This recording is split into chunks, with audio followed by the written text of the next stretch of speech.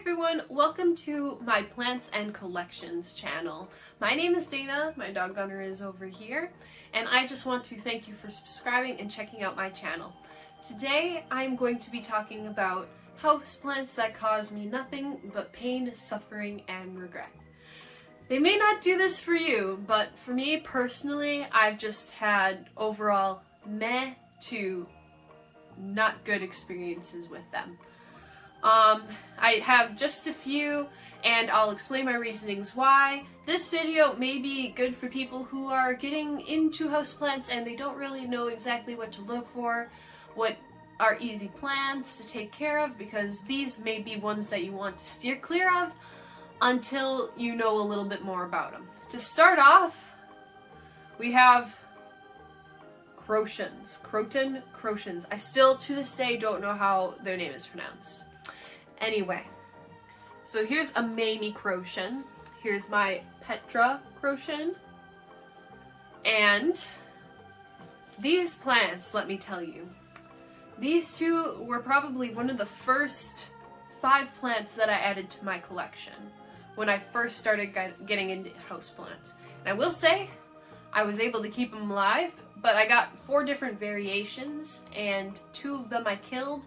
One of them was a banana one, and the other one was a bush on fire. I'm really disappointed about the bush on fire because it was actually really pretty.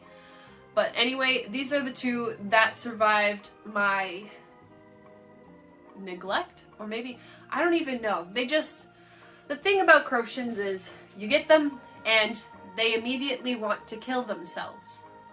This one this was the last remaining original leaf before it continued to grow. So, and now I'm looking at it, it totally has mealybugs, so that's awesome. Anyway, so, this plant, let me tell you, it also has mealybugs. I'm gonna put that over there. Anyway, Crochets.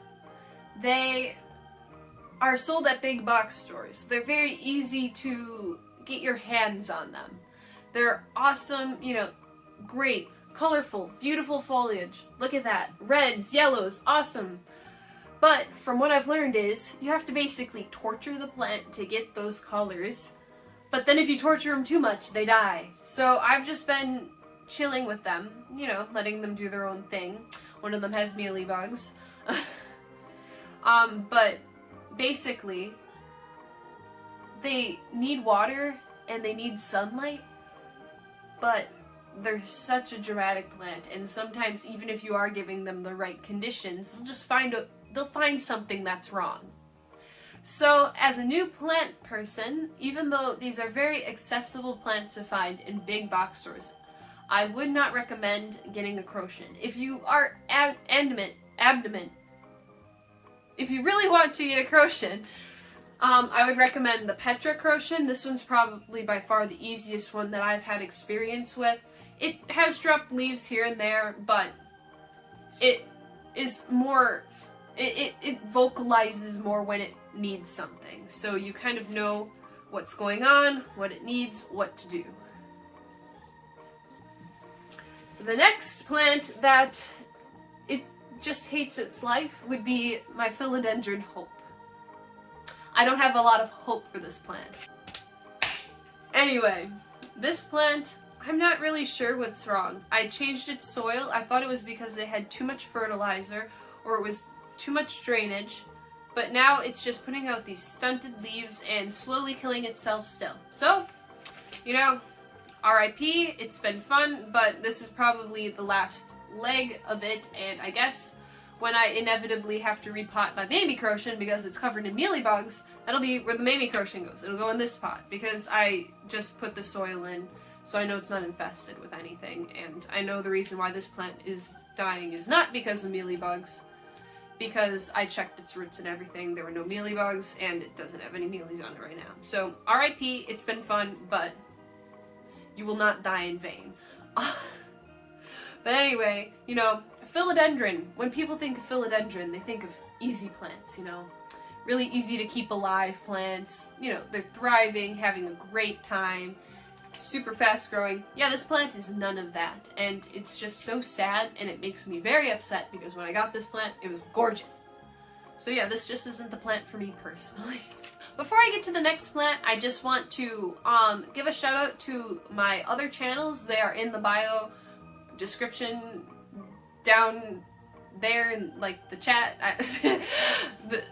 If you would consider checking them out and consider subscribing to the other ones, I will probably be most frequent on my dog channel just because that is my favorite one to post videos on.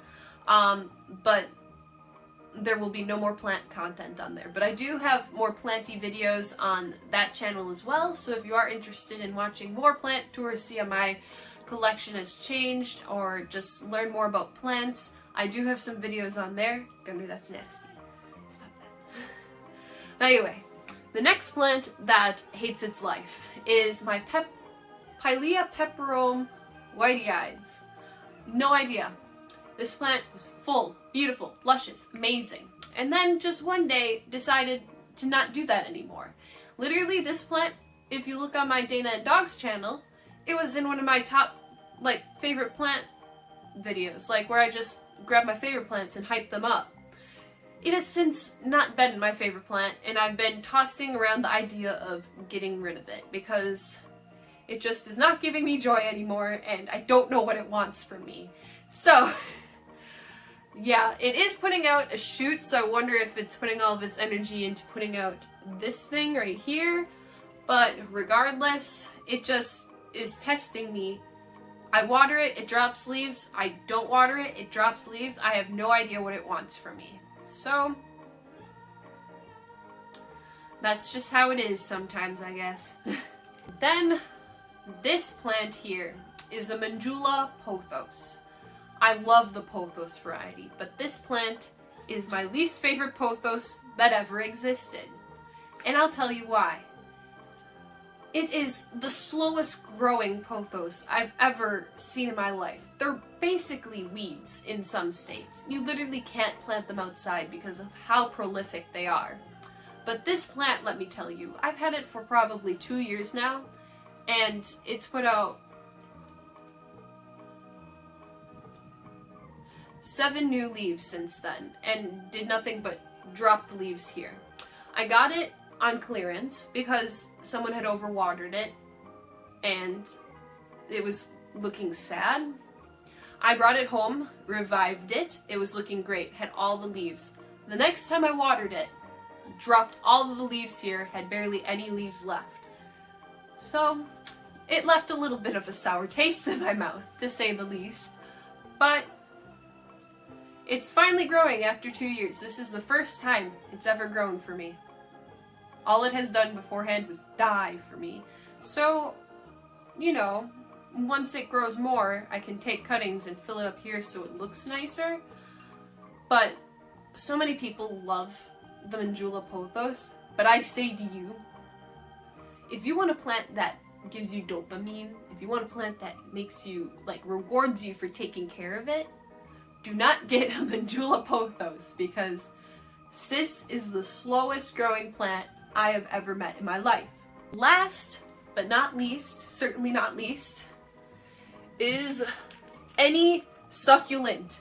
Any succulent. Any plant with thick leaves labeled succulent, it doesn't matter which one, they will cause you nothing but pain and suffering. Because, first of all, when you overwater them, it looks like they want water.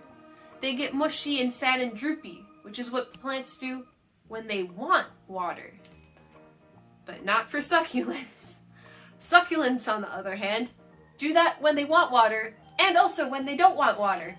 So you really never know what they want.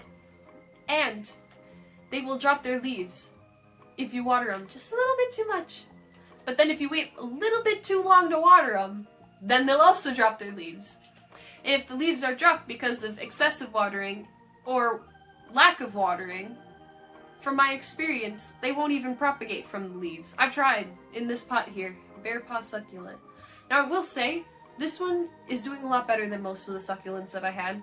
I had basically quit succulents, and if you watch my plant tour, I had another succulent in there, I'm pretty sure, that one had to go in the other room because they are also pest magnets, and that one has mealybugs galore, and now the rest of my collection is kind of off and on with mealybugs, which is just awesome. But anyway, this one hasn't done me too wrong, but it's definitely seen better days.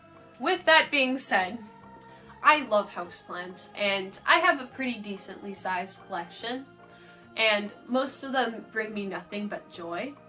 But these ones in particular, just don't do that for me that much. Now I will say, some of these, especially Crochets, they're not the worst for me anymore, the ones that I have. Although the Mamie one apparently has mealybugs and it's disgusting, so that's gonna be fun. But I mean, I've gotten used to what they want, and I feel like they've gotten used to what I give them. So because of that, they're just, we're on like speaking terms now. But then, like, succulents, it really doesn't matter what you do. Well, in my case, what I do, they just slowly die anyway. So some of these are more painful, and others are just like kind of you know? Like the Mandula Pothos, it hasn't been difficult for me to care for now, it's just not rewarding to have, if that makes sense. Like, hold on, time out. This is my, what I once thought was Pothos and Joy, but it turns out it is Glacier Pothos. I saved it, it was probably 2 leaves, it was just like this big a year ago. And this is it now. Thick, luscious, amazing. I've taken cuttings from it, I plopped one in here. It hasn't grown anything yet, but I can tell that it is pushing out just a little tiny thing.